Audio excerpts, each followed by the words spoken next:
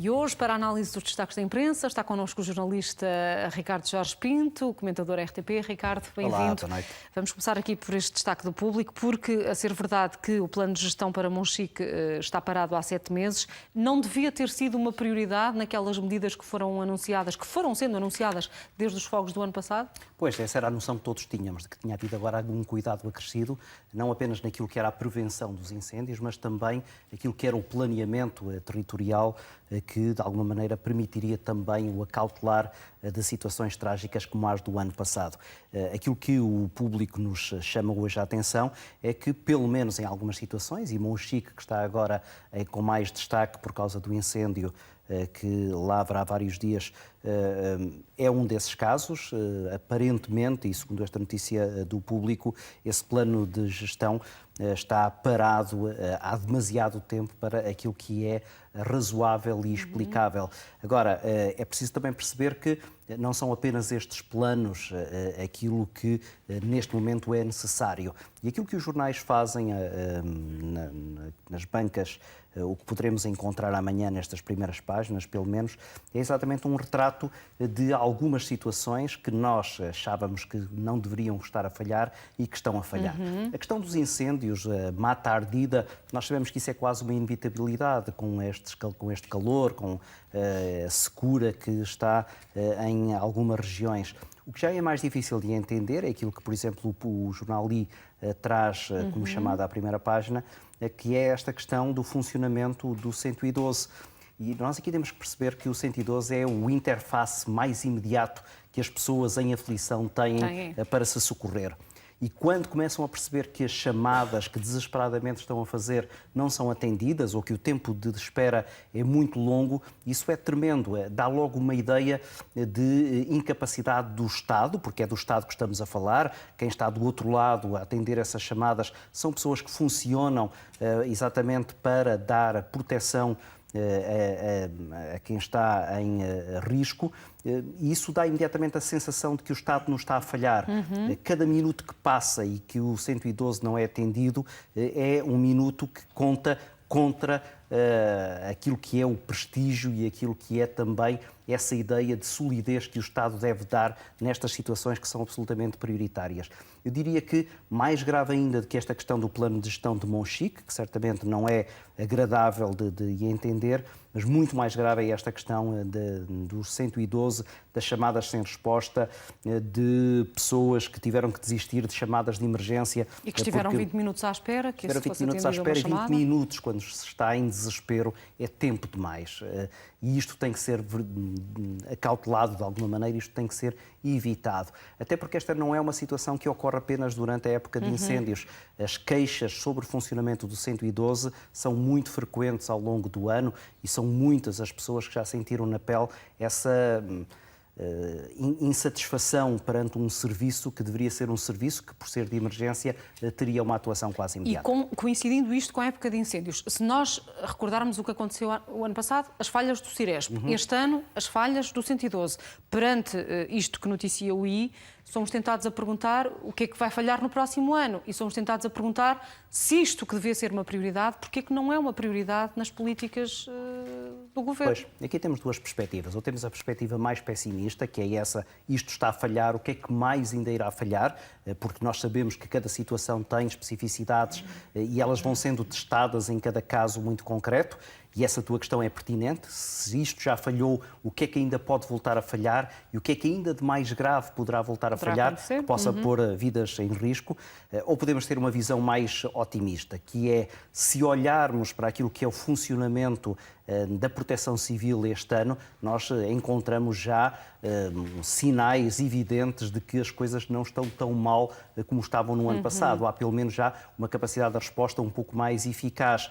E então aí poderemos, nessa tal visão otimista, pensar que no próximo ano situações como esta, por exemplo, do 112, podem e devem ser acauteladas. Talvez estes alertas, e aí que os média têm também um papel relevante, possam servir para evitar que estas falhas, que são falhas graves, se possam repetir e possam depois ter todos os danos graves que nós conhecemos. Os representantes dos bombeiros dizem que perante o que está a acontecer há 3 dias em Monchique, o Governo terá de repensar a reorganização que implementou para a prevenção e para o combate aos incêndios. Tu partilhas dessa leitura, se calhar um bocadinho alarmista? Pois, não sei, não sou minimamente especialista nisso e alguma coisa que eu dissesse poderia ser baseado em equívocos. Agora, nós não podemos atribuir as causas apenas a determinadas áreas ou setores, nem podemos achar que há aqui uma solução milagrosa e de que o Estado, enquanto entidade abstrata, tem uma capacidade de resposta absolutamente transversal a todas as áreas e uma solução para tudo. E sabemos também que muitas vezes o mau funcionamento parte exatamente daquilo que é a atuação dos próprios bombeiros. O que eu estou a dizer, eu sei que não é muito simpático para quem está de forma muito voluntariosa e muito empenhada a tentar combater estes incêndios que são terríveis.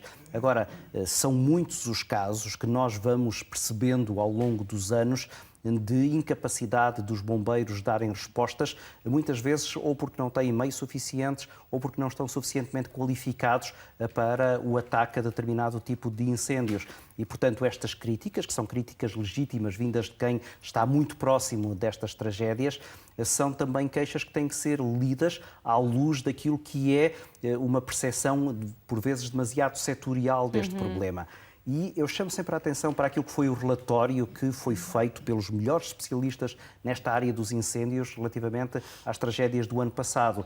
E o sinal mais evidente que era dado por esse relatório é de que estas situações não têm uma causa única, estas situações não podem ter uma solução única. Tem que haver um puzzle muito elaborado, muito complexo, que progressivamente, sabendo-se que não pode ser feito tudo de uma vez só, tem que ser corrigido da forma mais rápida que for possível. E, portanto, estas queixas são queixas que nós, obviamente, temos que ouvir, mas são queixas que têm que ser também postas em contexto naquilo que é, muitas vezes, também, por parte de algumas instituições, nomeadamente os bombeiros, alguma incapacidade da sua parte para responder a estes problemas. Diz-nos o Negócios que mais de metade da dotação do orçamento para os incêndios já foi gasta.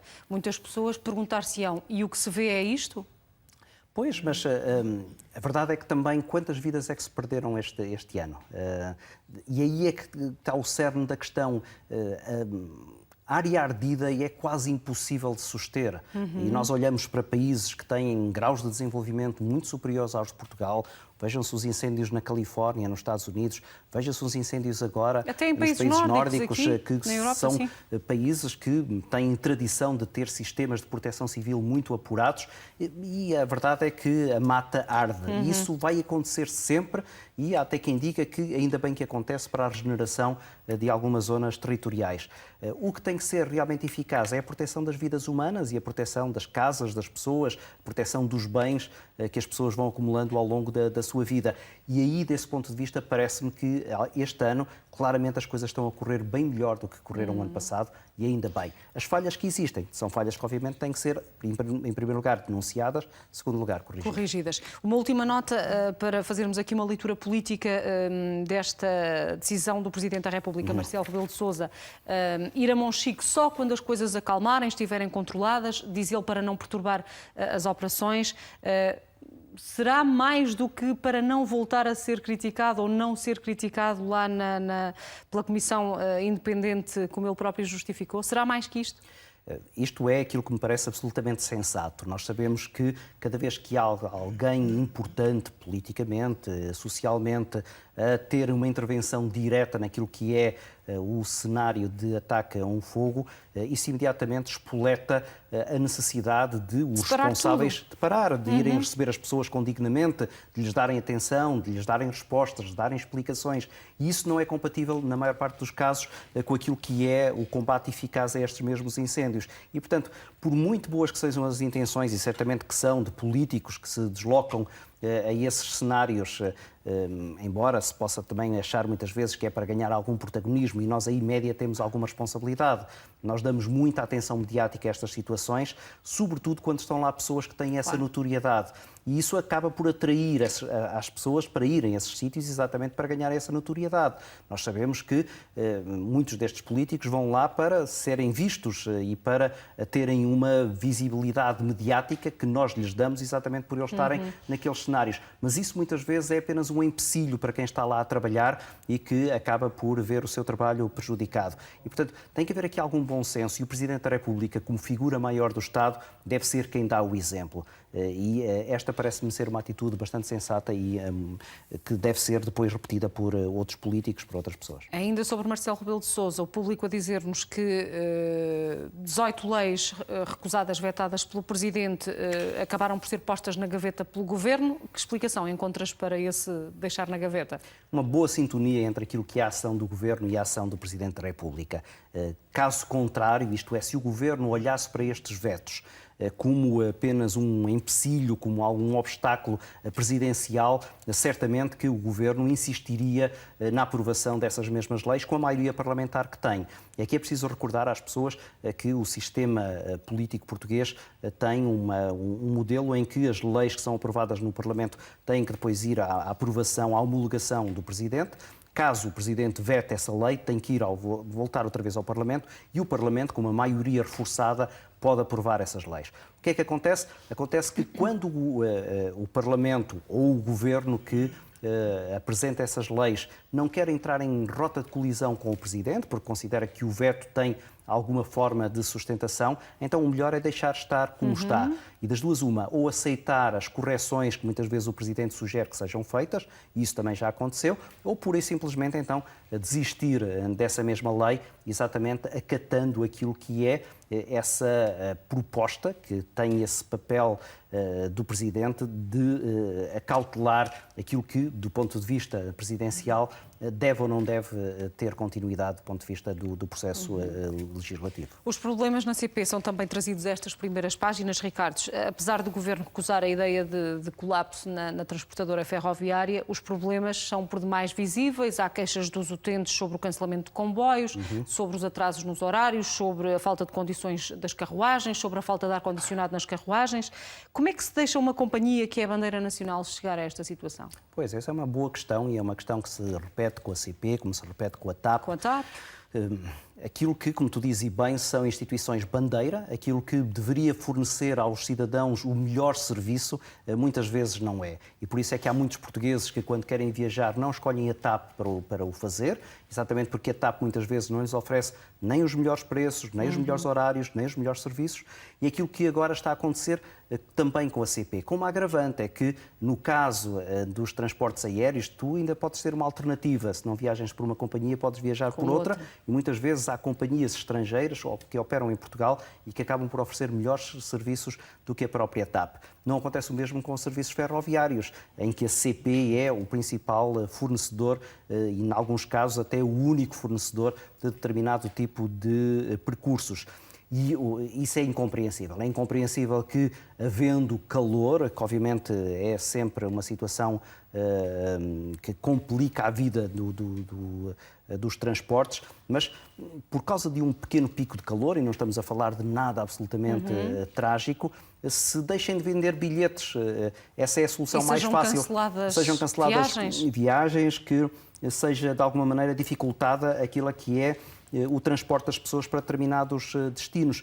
E essa é a resposta que o Estado nunca pode dar, porque isso mostra, por um lado, um certo facilitismo e mostra, por outro lado, também alguma incapacidade de resposta aos problemas das pessoas. E perante isto, faz sentido que o Governo anuncie investimentos em ferrovia, em infraestruturas da ferrovia, quando estas pequenas coisas, chamemos-lhe assim, estes mais pequenos problemas não são sanados, não são ultrapassados? Pois, o problema é que houve desinvestimento na área dos transportes ferroviários durante tempo demais. E, obviamente, que quando não há uma manutenção regular de determinados serviços, eles acabam por demonstrar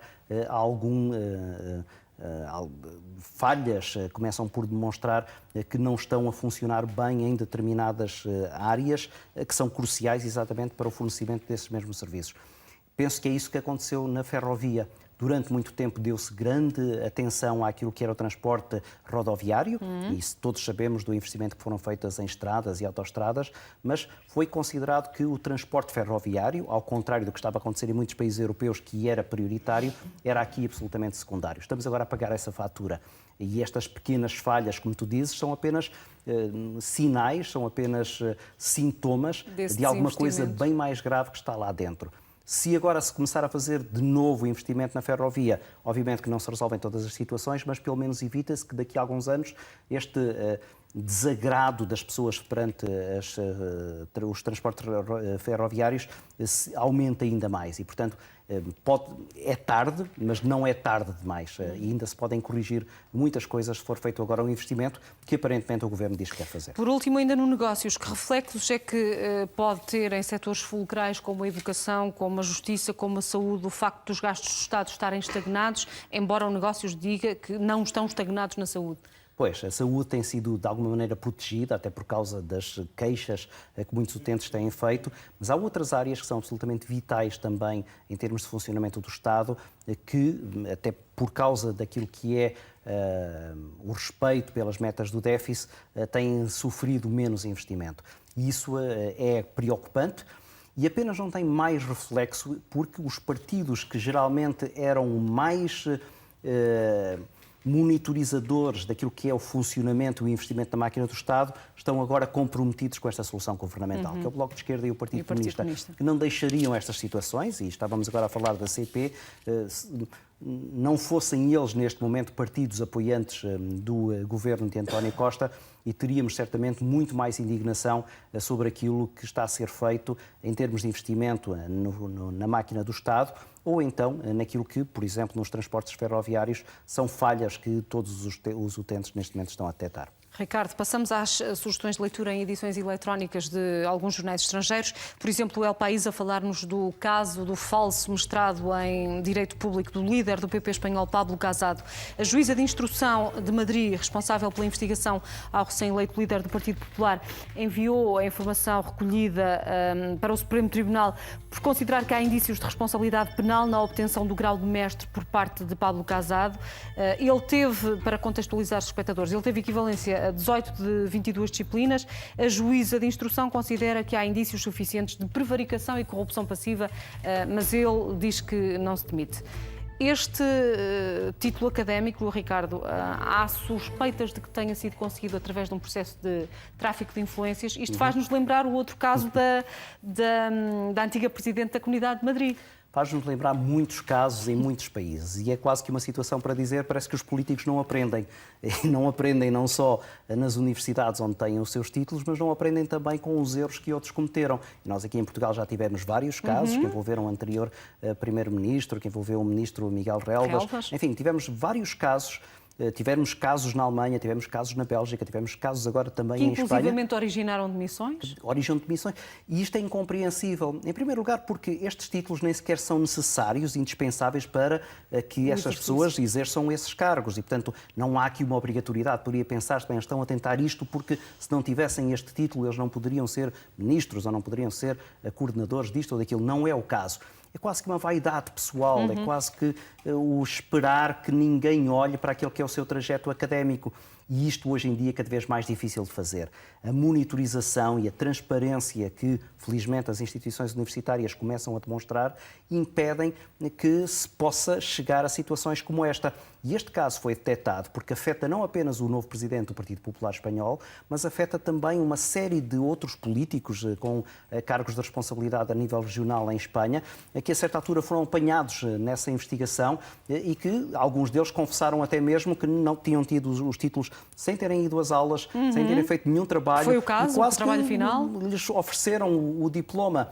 E isto, obviamente, tem depois implicações não apenas políticas, mas também legais, porque se começa então a tentar a perceber que há aqui o tal tráfico de influências, que é estes títulos são dados a pessoas que têm capacidade de depois beneficiar estas instituições que lhes deram o título. Parece inevitável a demissão de Pablo Casado da liderança do PP ou ele conseguirá passar pelos intervalos da chuva de tudo isto? Vamos ver. Ele é um recém-chegado a este cargo, tem obviamente um trajeto pela frente E falta saber agora o que é que o Supremo Tribunal de Justiça vai decidir sobre este caso. Se continuar com esta investigação, o mais natural é que o Partido Popular tenha que encontrar um outro líder, apesar de toda esta conturbação lhe dificultar muito aquele que é o seu papel de oposição a um novo partido que Espanha optou por muito recentemente. Olhamos agora para a edição eletrónica do jornal alemão Frankfurter Allgemeine Zeitung, com a notícia de que o governo federal alemão não quer de volta o serviço militar obrigatório, apesar de estar aberto na Alemanha o debate sobre a eventual reintrodução do serviço militar obrigatório que foi suspenso em 2011 para o governo federal. Isso está fora de questão. Porquê que está fora de questão? Antes de mais porque os custos de voltar a introduzir o serviço militar obrigatório eram enormes, sobretudo para um país com a dimensão da Alemanha e com as dificuldades que tem em termos de investimento nesta área da defesa. De resto, até já foi criticado pelo próprio Donald Trump, que se queixa que os países europeus, de uma maneira geral, não investem suficientemente, não apenas na NATO, mas também nos setores de defesa. Eu sugeri este tema porque este é um tema que também está agora a ser trazido em Portugal, com declarações do Ministro da Defesa que foram interpretadas como um questionar sobre aquilo que deveria ser também um regressar à introdução do serviço militar obrigatório em Portugal. Este é um tema que começa a ser pensado em vários países, não só por causa das dificuldades que têm em conseguir atrair jovens para o serviço militar, mas também porque há aqui um novo espírito de proteção militar que está a ser equacionado em vários países. O exemplo que vem da Alemanha é um exemplo típico de contradições entre aquilo que é, por um lado, a necessidade que há de reequacionar esse mesmo sistema de defesa, mas depois as dificuldades financeiras. E aquilo que é a grande oposição do governo federal alemão é exatamente esse, dizer onde é que está o dinheiro para podermos colocar milhares e milhares de jovens de novo no serviço militar obrigatório. Os grandes argumentos de parte a parte são esses, os que estão contra o dinheiro ou a falta de dinheiro, os que estão a favor, a necessidade de termos elementos para a defesa nacional. Defesa nacional e também ocupação útil às pessoas e também algum sentido patriótico, isto é, pôr os jovens a dar algum contributo para o seu próprio país. E, portanto, há aqui um debate que não é apenas programático, é também ideológico, o que de alguma maneira acaba por inquinar aquilo que são os resultados finais desse mesmo diálogo. E a eventual reintrodução do serviço militar obrigatório apenas em circunstâncias especiais, como foi debatido na Alemanha em 2016. Isto faz sentido em que circunstâncias especiais? Pois é, os especialistas dividem-se também entre aqueles que consideram que essa pode ser uma situação excepcional que pode funcionar e outros a dizer que isso é absolutamente irrealizável, porque cada vez mais aquilo que são as tarefas exigidas aos militares, sobretudo com estas altas tecnologias que agora começam a ser introduzidas nestes sistemas de defesa, são absolutamente incompatíveis com a formação muito rápida que muitas vezes estes jovens do serviço militar obrigatório têm. E quem já passou pelo serviço militar obrigatório, foi também o meu caso, na altura em que ele ainda existia, percebe exatamente isso, que é a formação que é dada não é uma formação minimamente compatível com aquilo que são as ações de defesa ou de ataque que um determinado país tem que fazer neste mundo cada vez mais complexo do ponto de vista tecnológico. Ricardo, obrigada por ter estado connosco e pelas sugestões que nos trouxeste. Boa semana.